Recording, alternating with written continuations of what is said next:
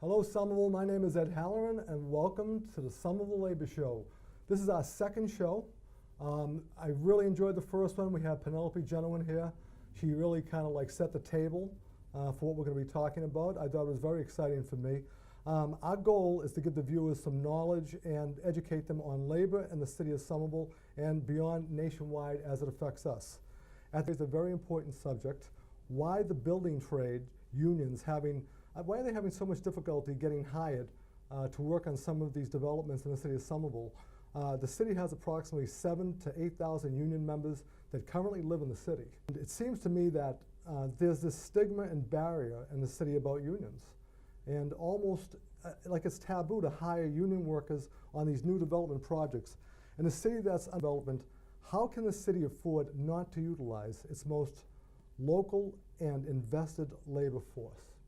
So in order for us to get some real answers for our viewers, I wanted to turn to someone who I believe to be an expert in the field of labor and a union organizer, a longtime activist, a major part of our revolution, and now Somerville stands together, and a longtime Somerville resident. But before I do, I would like video, and I have to give a shout out to the Neighborhood News.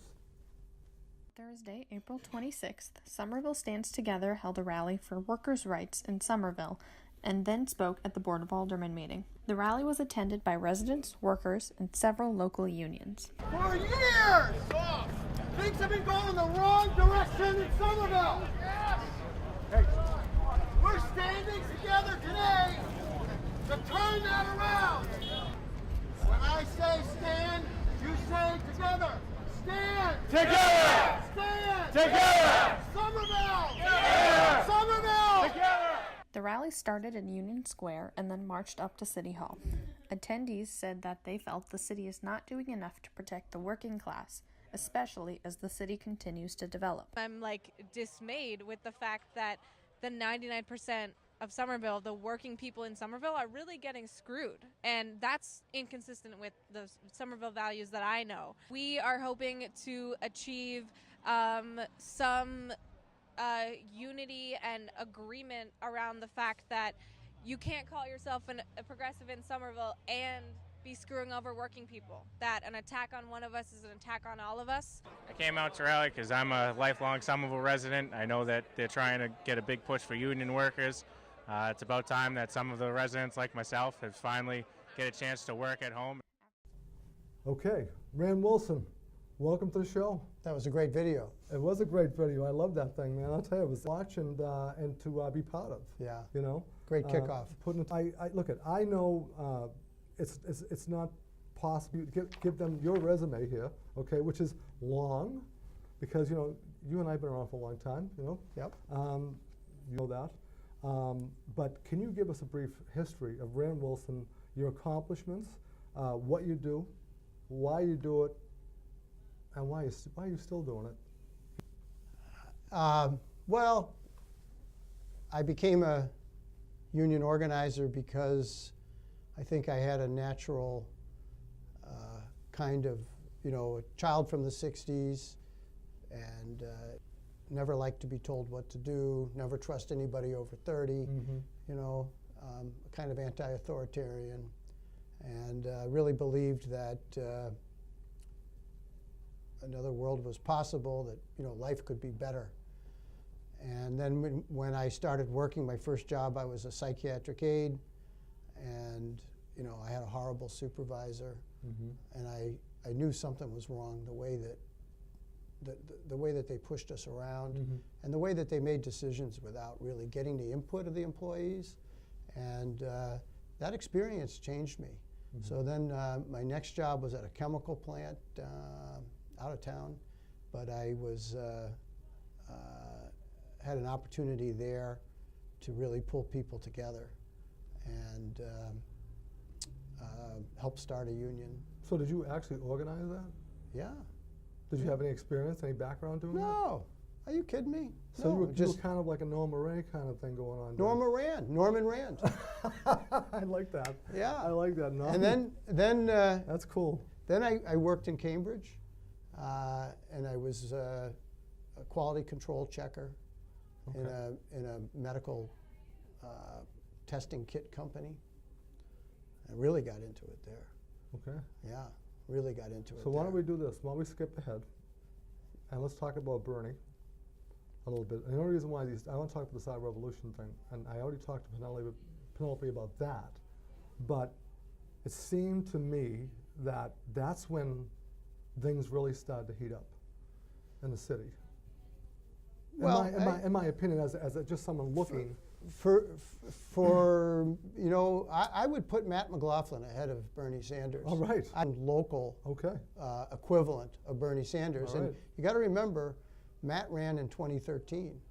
And, you know, he comes from a union family. Mm-hmm. His uncle, his mom, his grandmother. I mean, we've all Okay. been involved together for years. And he did that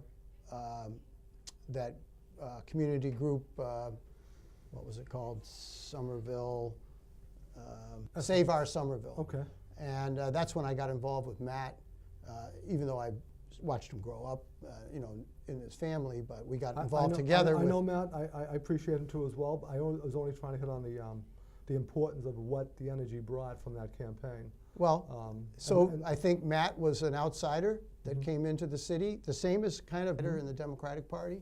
And Matt brought a fresh perspective and a pro-labor perspective to the board when he won. And he took on the establishment here, first in the primary and then in the general. It surprised everybody. There you go. And so I feel like locally, that in 2013, he really kind of led and set the table for what we did with the Sanders campaign in Somerville.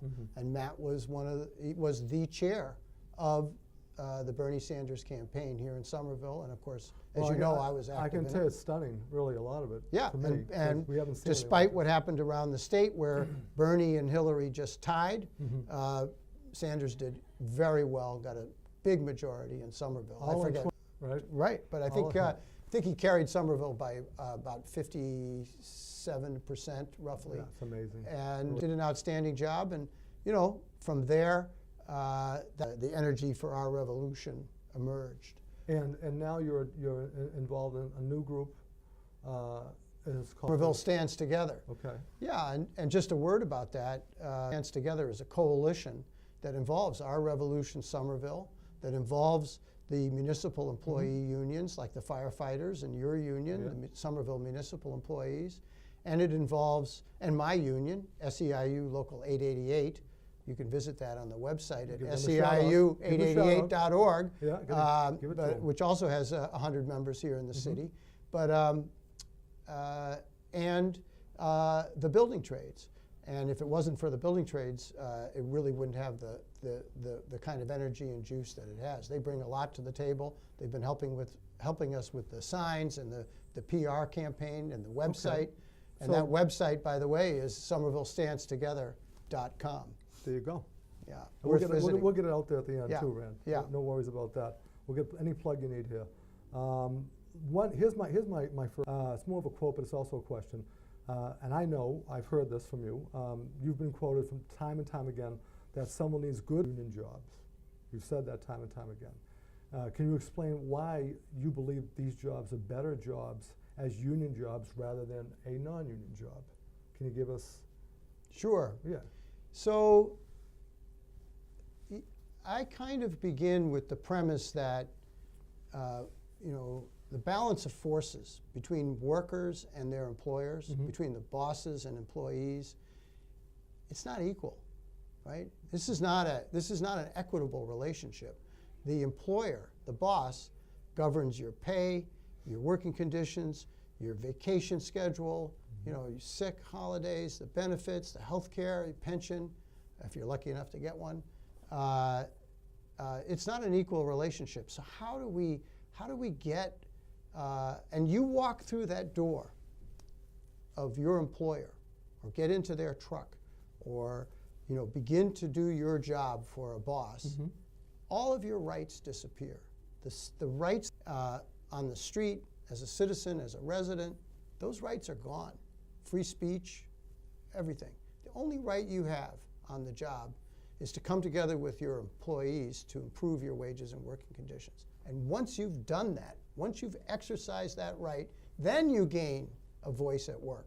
Then you gain the opportunity to sit down as equals with your employer and discuss all of the issues that I just A collective bargaining. agreement. You got You it. got it, man. That's very Yeah. important. So the union part of our work life is so important to set a standard to democracy on some measure of democracy on the job And some dignity. and some dignity. Respect. Is it perfect? No.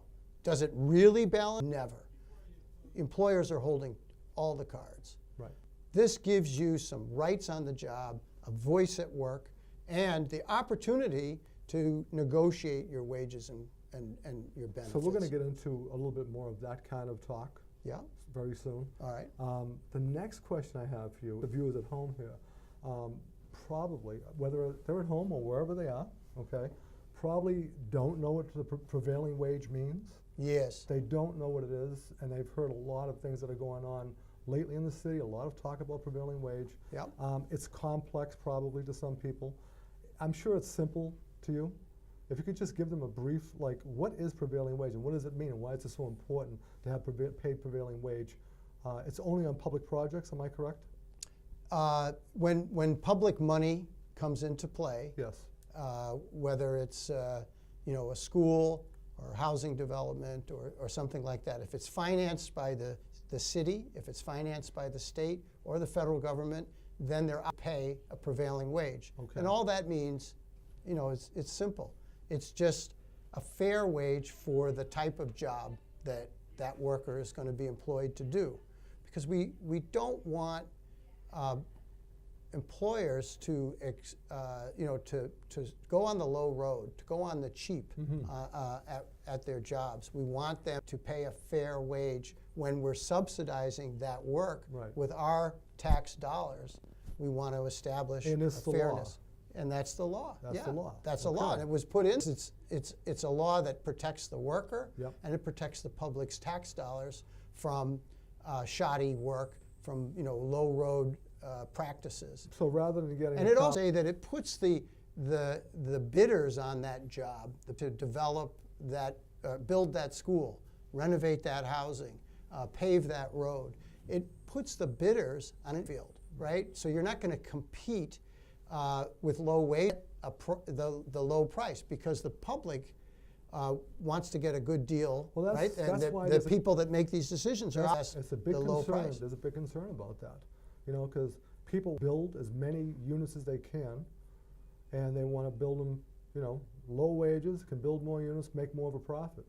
I mean that, If they're going to be benefiting from, and we've just had this big dispute in the city around Clarendon Hill, and we're going to talk about and that. it is really unfortunate that the public housing at Clarendon City has deteriorated to the extent that it has. And all of us want to see better public housing for our residents in the city. We have to make a commitment to improving that housing.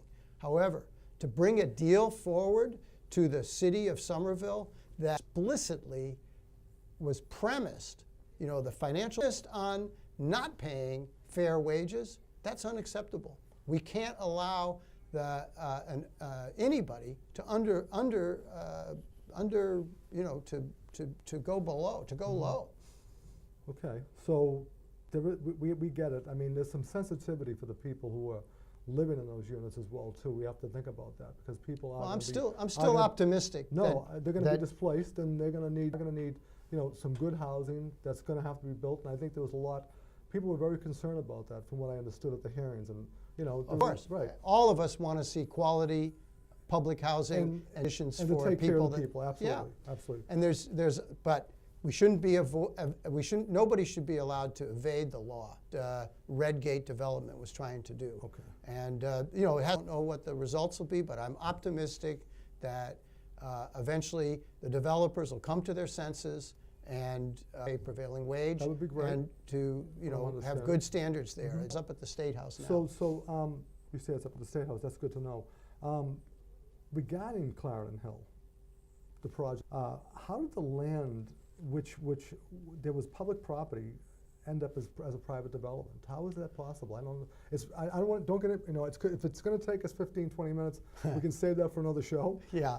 But I think it's just, to me, it's kind of confusing when I thought about how that all happened. You know. You know, this is a scheme that the Governor Baker came up with to essentially promote privatization. You know, the governor was trying to privatize the T, wants to have more charter private schools, undermining public education, and now he's looking to privatize public housing. And there's a desperate need to renovate not just the public housing in Somerville, but public housing throughout the state.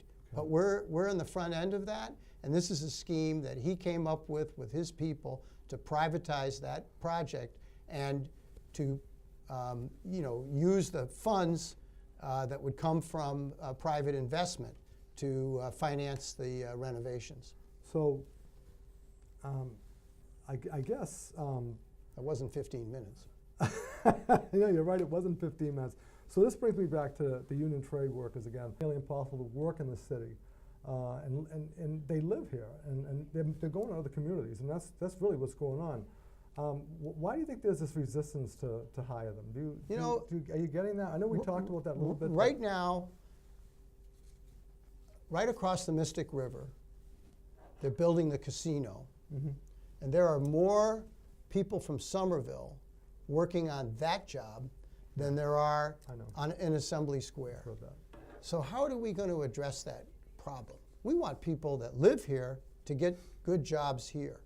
And honestly, Assembly Square, you know, has really been, I mean, it's you know, people like it, I guess. It's a great place to go get something to eat, and go to the movies or whatever. Yeah. But its development perspective, we lost a huge opportunity to get the kind of good jobs that our community needs.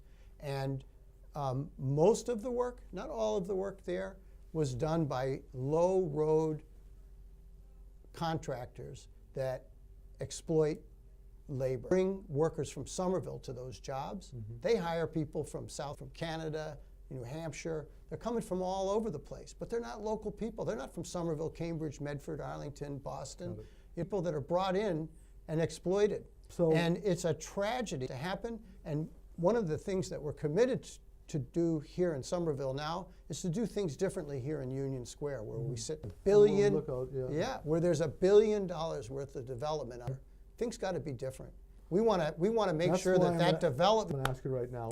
Okay, we talked about Clarendon Hill, Union Square development. We're talking about right now.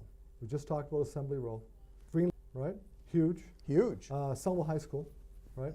Big job. My question to you is, how confident are you that there will be many, many union jobs on these projects? What do you think is going to happen here? I'm not. If you had a, I don't have a crystal ball, but I can tell you that this is what we're trying to fix here in the city by coming together with Somerville Stands Together. We want to ensure that, it's like the Green Line extension, truly benefit the community. It's not just about jobs. It's about displacement. It's about affordable housing. It's about you know, equity for the community. That as the benefits of that development are to this community, not just to the fat cats and the developers. You're going right into my next question. I appreciate that. That's good karma. Well, my question basically is about residents first on these developments. I mean, has there been any discussion whatsoever about Somerville residents getting first opportunity on these developments? You know, Somerville Community Corporation has made some agreements with some of the employers, and it's been a big part of the conversation about the Green Line extension. But the best way to ensure that there's local hire is with union labor, because then you're going to know where these people are coming from. And when you make an agreement between a contractor and the developer, you can specify, you know, that a certain number of the jobs are going to go to local people. Which the community benefits agreement, it's moving along, as I understand. We can talk about that in a moment. And the building trades have apprenticeship programs that give Somerville High School kids a pathway to a career. And this is what my next career question was. in My the next building question trades. was that. Yeah. Exactly. Well, we're right will they to be it. offering? We'd like to offer apprenticeships to local residents in the city because we want to get them jobs. Yeah. You know, But you don't have an apprentice union contractor. I understand.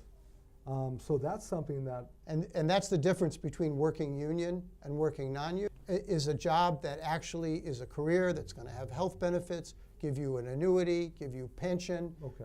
So many things benefits over and agreement above can the include paycheck. these types of things that would help. Well, Good. what we're going to see here in Union Square is the Neighborhood Development Council. I'm sorry, the neighborhood. What is it? Union Square neighborhood just got a vote from the Board of Aldermen, negotiating entity with US2, the developer of properties here in Union Square, and we're hopeful that that negotiation will lead to what we call a project labor agreement for all of the work that's going to go on here in Union Square. And with that agreement, we'll have great pathways for local people, and not just Somerville people, but for people in the area. Right? Well, there are a lot of people that need jobs in this city, that want to remain in this city, that need affordable housing. And you know what? We've been talking about this for a very long time. We hope that this development can do something for us. I have several minutes left. Yep. Okay. Talked about municipal labor, wages, current contracts for pay inequality, and fair treatment in the city that's currently thriving in this local booming economy, and it is a local booming economy, as you know. Why do you believe there's so many municipal unions in the city right now? I think there's if we back up a little bit, and this goes back to the Sanders campaign that we started to talk about. Our police is broken, and the economy is rigged against working people, and that was Bernie's message, and it resonated with so many people because you just feel it in your guts that that's right. And so we see that at the federal level, at the national level, but it's true at the state level, and it's also true here in Somerville. And I don't want to point fingers at anybody, but I would say that we're really challenged to have the kind of city government that's committed to using its planning process, its licensing process, its permitting process, and it's the bully pulpit of government and governance to actually say we're committed to getting good jobs in this city for our own employees like yourself, right? And for the work that's going to go on. Well, and we're not using the tools that we have in this city. This is going to be an ongoing issue on these shows, and we're going to have discussion about this even further and broader.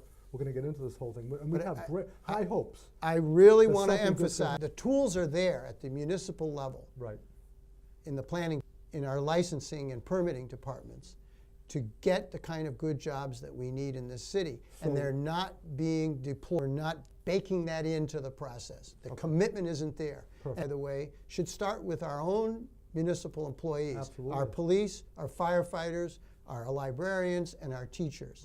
We're working on that, and we can let's hope something good can happen and can come somewhere. Well, we're committed to it, Ed. Absolutely. We got a couple of minutes left here, and you're never going to be able to get through this. Okay, Sure. It's not going to happen. Work, Janet's decision, Supreme Court justice, attack on unions. Give me a brief. This whole thing with unions. What has happened with this thing? Can you give me like a 2 minute on this decision? In essence, the Supreme Court said that if you don't want to pay for the services that the union provides, you don't have to. So up until now, for 30 years, we've had a precedent where if you benefited from the union negotiations, if you benefited from the union contract, and if you benefited from the work that the union does to enforce that contract and make the employer live up to it, you had to pay, you either had to join the union or pay what they called an agency fee. So now you don't have to pay the agency fee. You can just drop out of you don't have to pay for something you get. So we call that a freeloader or a free ride or whatever. Free rider, whatever, right? But it's, Basically, what's going to do is going to tear unions down. It's going to break well, unions. it's divisive. It's trying, right? Yeah, They're trying they're- to break unions down, unions can go broke over this. They're basically, I don't think, you know, look, the decision has just come out, so it's early so to let's say. take a little time But, and sit back and but take a breath. But no court decision is going to tear down the work that we've done for 50 or 75 years in this labor movement. And we're not going to let a court decision divide our members. So we have to double down. Our union leaders have to work harder to unite people on the job for the good jobs that we need in our communities. With that, Rand, this has been a very interesting, it has been, it's so quick. So here's what I got to do. I'm going to give Time Rand a flies. little something, okay? Oh, wow. Guests always get a shirt on the show. Okay, that's our very Bully Ensemble t-shirt. Love it. Okay, you're going to get that. Love that. You're going to get Love the you're gonna logo get- on the back. You're going to get a bumper sticker. Yeah. Okay. You're going to get SMEA workers keep the city running. All right. And with that, Love it. Lawrence, is watch for our next show in the coming weeks because we've got some incredibly interesting guests that are going to come on. This is not enough time to talk about what we need to talk about. In the meantime, remember this: we are only as good as we are together and not divided. Remember that. So in unity, there's strength.